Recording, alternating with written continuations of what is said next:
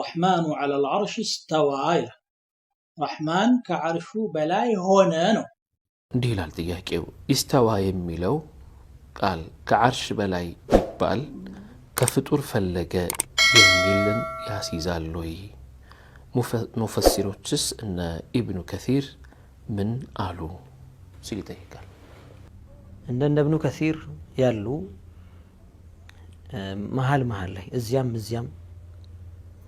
كزيم يميلو أننا نسويش له بأننا أين الله سبحان الله بومبي هونو تياك إنه ينقر الله يتعالى إلى إن إيقر من يال يعني عجبا لأمر الإنسان لا يدري من يعبده يمتقزاو إله يمتاملكو إله يتندال لا أتاكم عباد الله بدعة فترى مبانو نقر من دنو ወደ አላህ ያቃርበኛል ብሎ የሆነን መንገድ መውሰድና እርምጃ መውሰድ ወደ አላህ ያቃርበኛል ብሎ በቁርአንና በሐዲስ ውስጥ የሌለን ተግባር መፈጸም ወደ አላህ ያቃርበኛል ብሎ ቢድዓ እኮ ከአላህ ያርቀናል ብለው አይደለም ሰዎች የሚሰሩት ልብ በሉ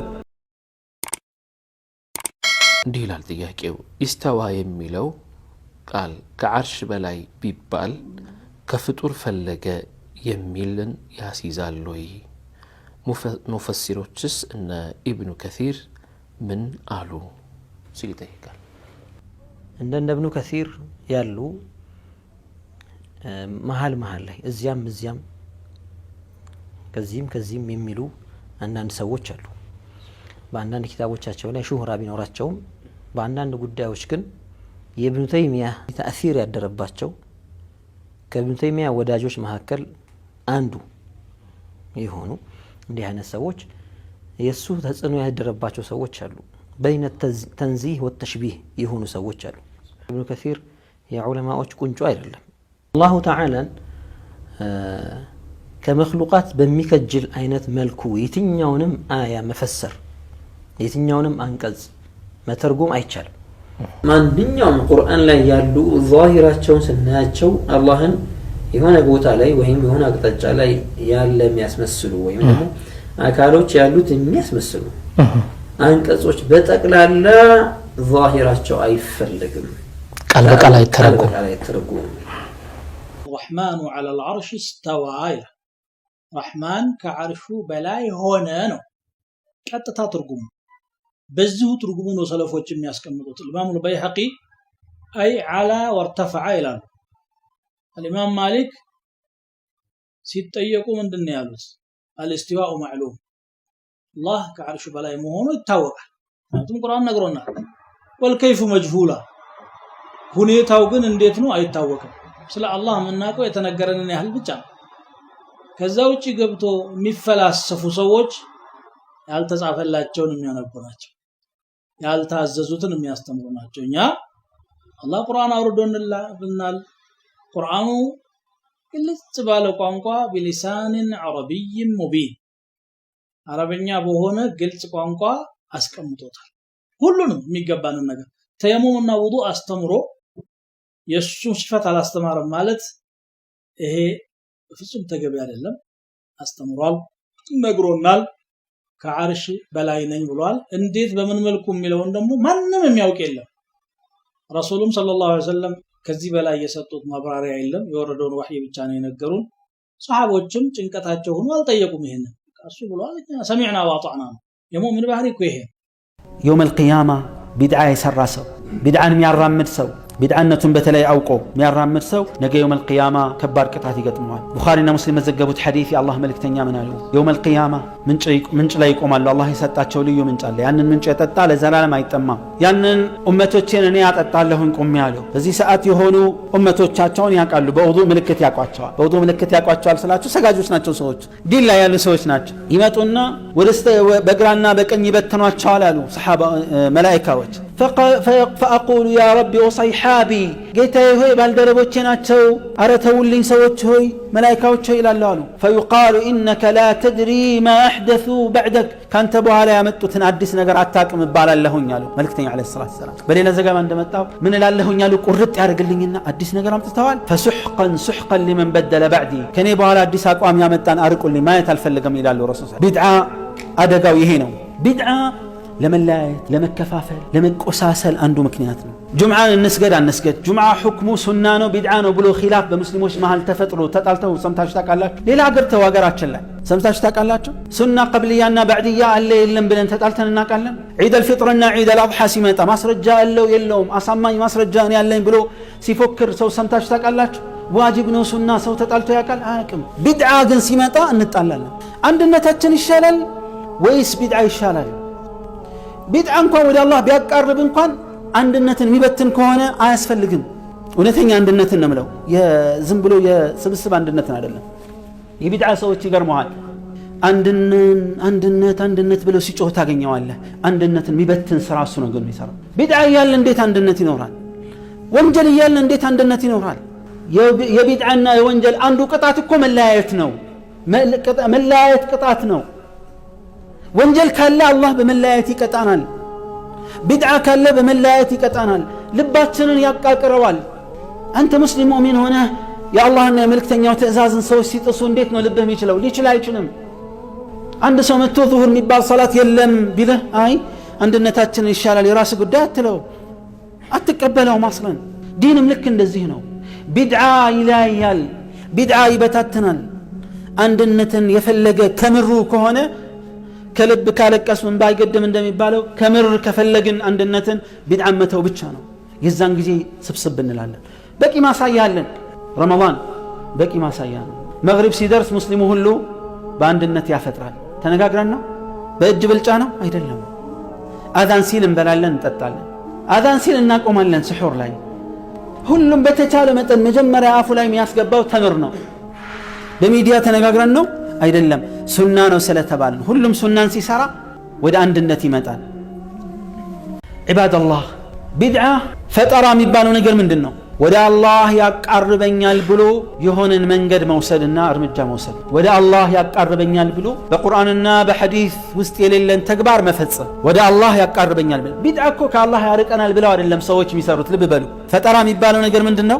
ሰዎች ወደ አላህ ያቃርበናል ብለው የሚያመጡት ዲን ውስጥ የሌለ አዲስ ነገር ነው። ከአላህ እንደሚያርቃቸውማ ካወቁ አይሰሩትም። አላህ ያሳያችሁና ስርቆት ወደ አላህ ያቃርበኛል ብሎ የሚሰርቅ ሰው አለ? ኢባዳ ነው ብሎ አለ?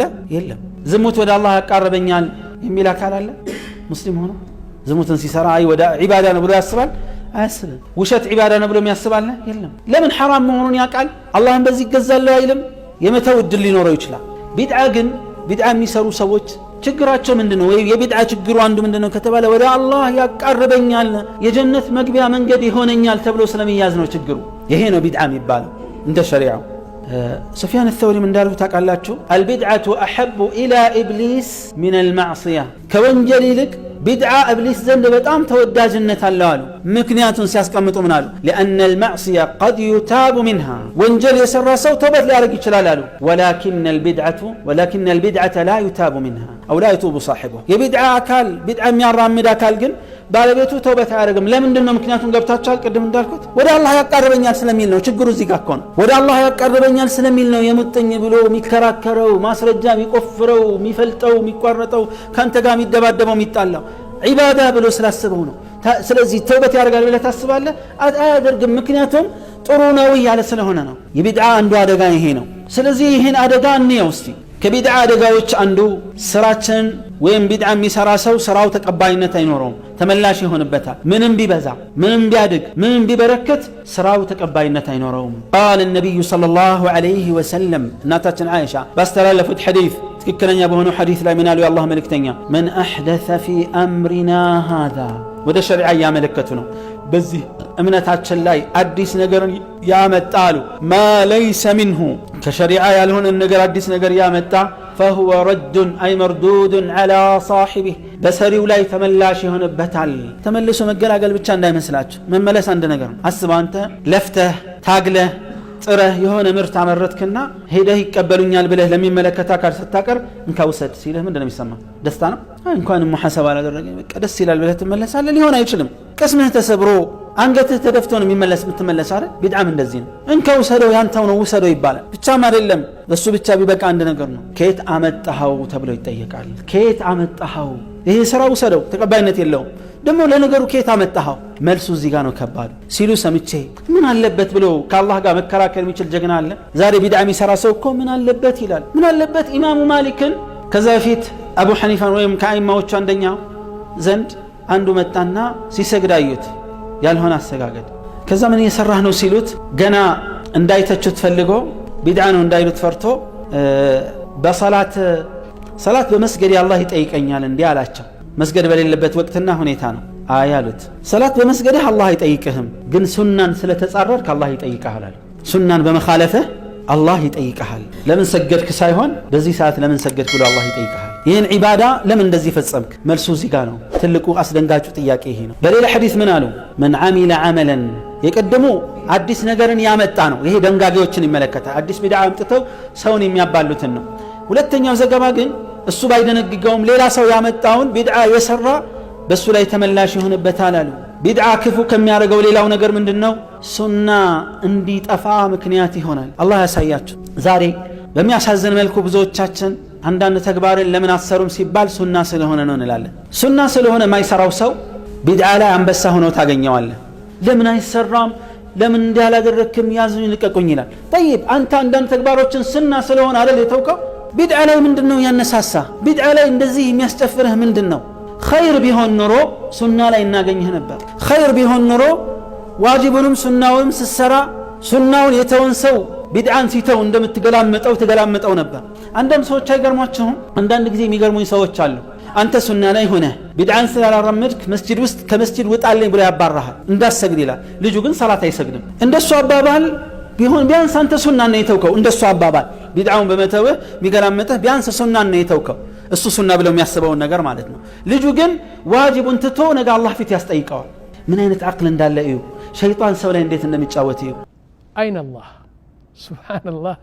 ቦምብ የሆነው ጥያቄ ነው ይህ ነገር። አላህ የታለ ይላል። እኔ ይገርመኛል። ያኒ አጀበን ሊአምር ልኢንሳን ላ የድሪ መን ያዕቡዱሁ። የምትገዛው ኢላህ የምታመልከው ኢላህ የት እንዳለ አታቅም። ይህ በጣም ትልቅ አስቅኝና አስቸጋሪ ነው። አንተ ሌትና ቀን በቀን 5 ጊዜ የምትሰግድለት፣ ሐጅ የምታረገው፣ ለሱ ብለህ ዘካት የምትሰጠው፣ ለሱ ብሎ የምትጾመው፣ ለሱ ብለህ በቃ ሌትና ቀን ዒባዳ የምታረገው የት እንዳለ አታቅም። እሺ የት እንዳለ ልንገራችሁ ወንድሞች። አላህ የት አለ የሚለው የእስላሞች ህዝብ በሶስት ነው የተከፈሉ። 3 ቡድን ናቸው። አንደኛው ቡድን አላሁ ፊ ኩል መካን ይላሉ። አላህ በሁሉ ቦታ ነው ያለው አሉ። ሁለተኛው ቡድን አላሁ መውጁዱን ቢላ መካን፣ አላህ ቦታ የለውም፣ ምንም አይነት ለሱ የሚሆን ቦታ ስለሌለ ቦታ የለውም አሉ። ሶስተኛው አላህ በሰማይ ነው ያለው አሉ። ልድገማቸው። አንደኛው ቡድን ምን አሉ? አላህ መውጁድ ፊ ኩል መካን፣ በሁሉ ቦታ አላህ አለ ይላሉ። ሁለተኛ ደግሞ አላህ መካን የለውም፣ ቦታ የለውም። ሶስተኛ ደግሞ አላህ በሰማይ ነው ያለው ያሉ። እሺ ከነዚህ 3 ትክክለኛው ምንድነው? ከኔ አይደለም የምትሰሙት፣ ከቁርአንና ከሱናና ከዑለማዎቹ ስሙት። እሺ ኦኬ። ለው ቁልና አላሁ ፊ ኩል መካን፣ አላህ በሁሉ ቦታ አለ ብለን ከወሰንን ያዕኒ ፊ ልሐማም አላህ በሰገራ ቤት አለ። አዑዙ ቢላህ ምን ሸይጣን ረጂም ሱብሓነከ ረቢ ሱብሓነክ። እንዴት ኩሉ መካን እኮ ነው ያልከው? ሐማሙ ወይም ደግሞ ሰገራ ቤቱ ቦታ አይደለም? አንተ አላህ በሁሉ ቦታ አለ ነው ያልከው። ስለዚህ በሽንት ቤት አለ ማለት ነው። አንድ ጉንዳን ወይም ስልሳር አምጣና በሆዱ አለ ማለት ነው። እሱ መካን ነው። እሺ ይህ ቆሻሻ የሚጣልበት ቦታ አለ አይደለም? አላህ እዛ አለ ማለት ነው። እሱም ቦታ ነው። ናም ሱብሓነላህ አማ የሲፉን። ይህን የሚሉ ሰዎች እውነት ነው ጭንቅላታቸው ምን እንደሆነ አላቅም። አላህ በሁሉ መካን አለ፣ በራሴ አለ፣ በዚህ ጣውላ አለ፣ አው በዚህ ሩም አለ። እንዴት እንደዚህ ትላለህ? ይህ ለአላህ የማይበቃ ወስፍ ነው ይህ ነገር። ይህ እንዲያውም በመላስህ ሳይሆን በጭንቅላት ማሰብ የለብህም። አላህ ስብሓነ ወተዓላ በሁሉ መካን ካልክ በሙሉ ይችና ዱንያና ሰማይ ሁሉ መካን ነው የሚባለው። ስለዚህ አላህ ስብሓነ ወተዓላ በማይቀመጠው ነገር አስቀመጥከው። ተውባ ማለት አለብን ለዚህ። እሺ ሁለተኛው ነገር ለው ቁልና لو قلنا الله سبحانه وتعالى بلا مكان ሁለተኛ ቡድን ይላሉ አላህ ቦታ የለውም ምንም ነገር ቦታ የለውም አላህ Subhanahu Wa Ta'ala ይህ ደግሞ እስኪ ብሬክ ዳውን እናድርገው እስቲ ምንድነው ለምሳሌ በዚህ ዓለም በሰማይ በመሬት ያሉ አቅጣጫዎች 6 ናቸው ሰባተኛ የላቸው ቀኝ ግራ ፊት ኋላ ላይ ታች ሰባተኛ አለ ሌላ የለም ፈለገውን ፍልስፋ ቢሰበሰቡን የዓለም አቅጣጫ 6 ናቸው በቀኝ የለም አላችሁ ምክንያቱም ቦታ የለው አይደለም ያላችሁት በቀኝ የለም አላህ Subhanahu Wa Ta'ala በግራስ የለም በፊትም የለም በስተጀርባም የለም በፎቅ የለም በታች የለም ኢደን የለም አላህ Subhanahu Wa Ta'ala ኢኳልስቱ የለም ይህ ደግሞ የባሰ ነው አላህ አለ ግን እናንተ የለም ትላላችሁ በሰማይ ብትወጣ በመሬት ብትወጣ በምን ብትወጣ አቅጣጫው 6 ናቸው ስለዚህ በእነዚህ 6 የለም ማለት የለም ከነጭራሱ ማለት ነው هكذا قال العلماء سبحان ربي العظيم الله يلم سايتاوقه الله يلم تلاله طيب ምንድነው መልሱ በቁርአን የተረጋገጠበት በሱና የተረጋገጠበት جميع العلماء ያሉት ነገር እንዲያውም ስሜትህ የሚለው ነገር الله في السماء الله በሰማይ ነው ያለው የት الله سبحانه وتعالى على العرش استوى بعرشه በዙፋኑ ነው ያለው እንዴት ያደርጋል ይህ ነው እንግዲህ የምንመጣው አሁን المهم الله في السماء يقول سبحانه وتعالى قرآن لم تقلاتشو أأمنتم من في السماء من في السماء وندموش الله سلا راسو كونو من ناقروا بسماء يالو جيتا عند نقر ندا يدرقباتشو واستنا اللاتشو